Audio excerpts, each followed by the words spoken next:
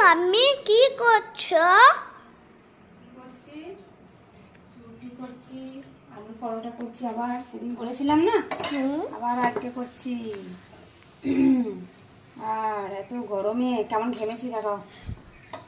চান হয়ে গেছে তো পুরো। এত গরমে আবার কেউ টিফিন করে? চান হয়ে গেছে তো তুমি।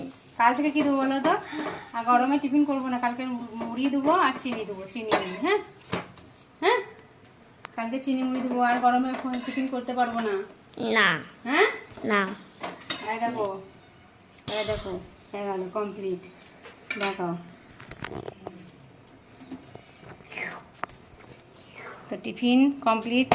সেদিন পুর ভরেছিলাম ভিতরে, আর এখন আলুর পুরটা মাখিয়ে দিয়েছি। তো আজকেরটা একটু টেস্ট হয়েছে।